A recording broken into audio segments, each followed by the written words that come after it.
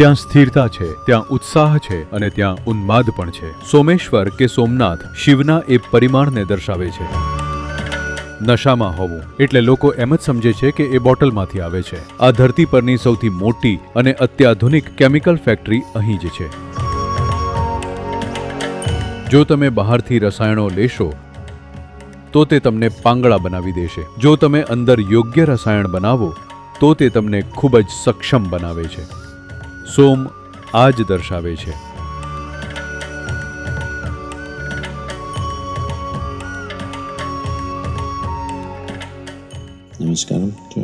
નમસ્કારમ બધાને.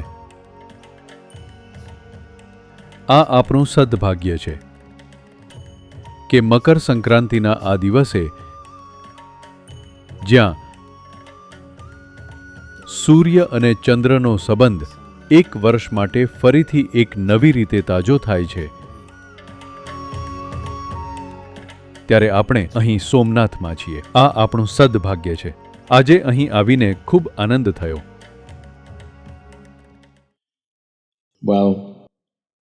આના ઘણા પાસાઓ છે, પણ તેઓ આદિયોગી વિશે વાત કરી રહ્યા હતા.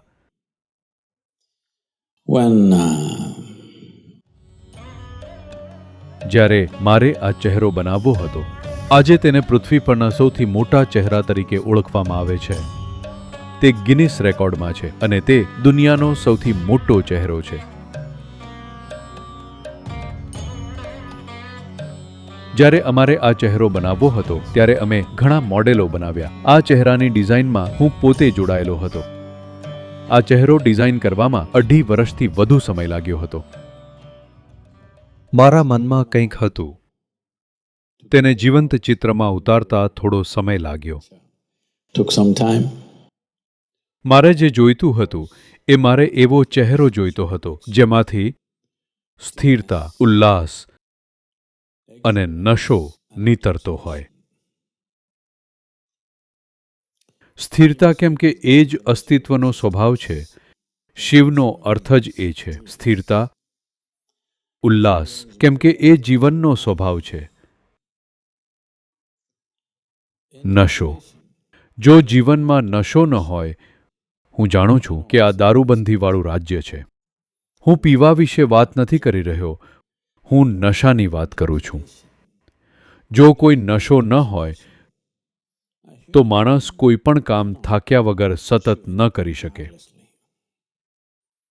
તમારી અંદર થોડો નશો હોવો જોઈએ.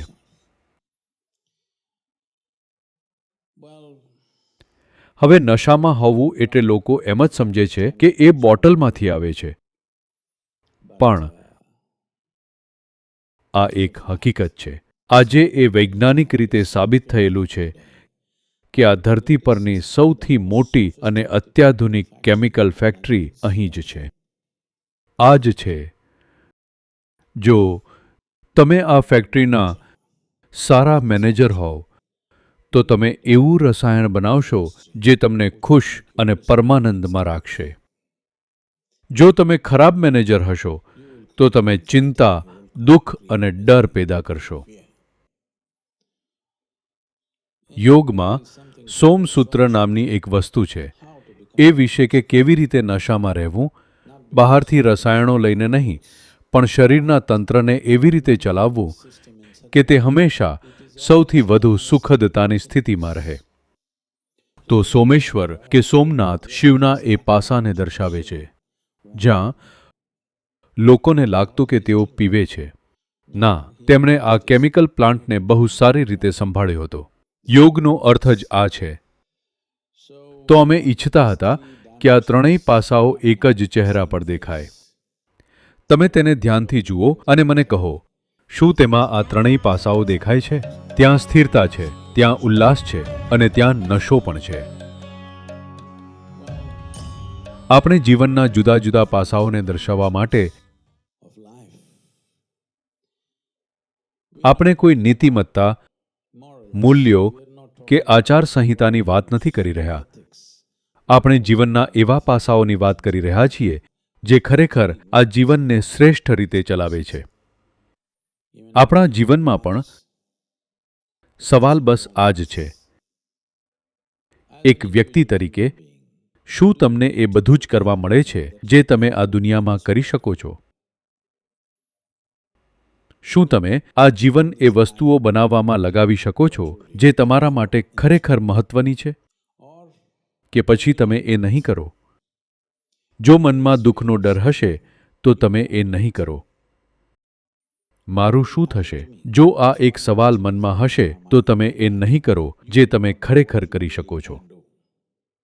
આપણા જીવનમાં જો આપણે એ ન કરીએ જે આપણે નથી કરી શકતા તો એ કોઈ સમસ્યા નથી, પણ જો આપણે એ ન કરીએ જે આપણે કરી શકીએ છીએ તો આપણું જીવન એક હોનારત છે.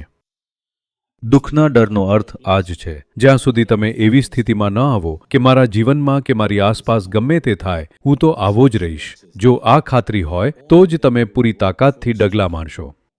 આ જ સોમસૂત્રનો અર્થ છે કે તમે એવા મસ્ત છો કે તમારી આસપાસ ગમે તે થાય તમને ફરક નથી પડતો. જો તમે દુનિયામાં બહુ સક્રિય હોવ તો ઘણી વસ્તુઓ બરાબર નહીં થાય. તમે જેટલું વધારે કામ કરશો તેટલી જ વસ્તુઓ ખોટી થશે, બરાબર ને?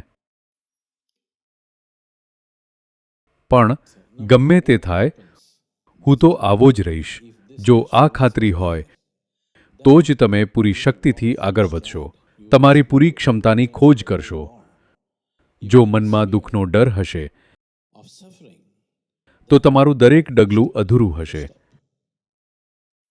એટલે સોમેશ્વર કે સોમનાથનો અર્થ જ આ છે કે તમે એટલા મસ્ત છો કે જે વસ્તુ તમારા માટે ખરેખર મહત્વની છે એ કરતાં તમને કોઈ રોકી ન શકે. આના માટે તમારે કેફ કે નશાની જરૂર છે. પણ જો તમે બહારથી રસાયણો લેશો તો તે તમને પાંગળા બનાવી દેશે, તે તમને નબળા પાડશે. પણ જો તમે અંદર યોગ્ય રસાયણ બનાવશો તો તે ખૂબ જ સશક્ત કરનારી પ્રક્રિયા છે. શિવ આ જ દર્શાવે છે, સોમ આ જ દર્શાવે છે. આજે મકર સંક્રાંતિ પર આપણે અહીં સોમનાથમાં છીએ. આ સૂર્યનો દિવસ છે, પણ આપણે અહીં એવા પાસા સાથે છીએ જે ચંદ્રને દર્શાવે છે. આ બહુ શાનદાર છે કેમ કે આ બે પાસાઓ વગર આપણો જન્મ જ ન થયો હોત, આપણું અસ્તિત્વ જ ન હોત. આપણે બધા સૂર્યની શક્તિથી ચાલીએ છીએ. હેલો, હા કે ના? આ ધરતી પરનું દરેક જીવન સૂર્યની શક્તિથી જ ચાલે છે. તો આ સમજીને જ આપણે અલગ અલગ પદ્ધતિઓ બનાવી પોતાને આ કુદરતી ચક્રો સાથે લયમાં લાવવા માટે, જેથી આપણે જે કરી શકીએ તે આપણા જીવનમાં થાય. આપણે અધૂરું જીવન નહીં પણ એક પૂર્ણ જીવન છીએ. બસ આ જ મહત્વનું છે કે તમે એક પૂરી રીતે વિકસિત જીવન છો. આ એવી ભૂમિ નથી જ્યાં આપણે તમને સ્વર્ગના વચનો આપીએ કે ત્યાં બધું સારું થઈ જશે. આ એ ભૂમિ છે જ્યાં આપણે કહીએ છીએ કે તમારું જીવન તમારું કર્મ છે. તમે તેને જેવું બનાવશો એવું જ એ બનશે. પણ એ કરવા માટે તમારે કેટલીક પાયાની વસ્તુઓ જોઈશે. તમારે એવો ઉલ્લાસ જોઈએ જેને કોઈ રોકી ન શકે, એવી સ્થિરતા જોઈએ જેને કોઈ ખલેલ ન પહોંચાડી શકે, અને એવો નશો જોઈએ કે કોઈ વાતથી ફરક ન પડે. તમે જે કરવા માંગો છો તેનાથી તમે ભટકશો નહીં, કેમ કે તમારી આસપાસ જે થઈ રહ્યું છે તે તમને વિચલિત નહીં કરી શકે, કેમ કે તમારા જીવનનો અનુભવ અંદરથી નક્કી થાય છે, બહારથી નહીં. સોમનાથ આ જ દર્શાવે છે અને આપણે ખરેખર ભાગ્યશાળી છીએ કે આજે આ સંક્રાંતિના દિવસે આપણે અહીં છીએ. અહીં આવવા બદલ તમારો ખૂબ ખૂબ આભાર.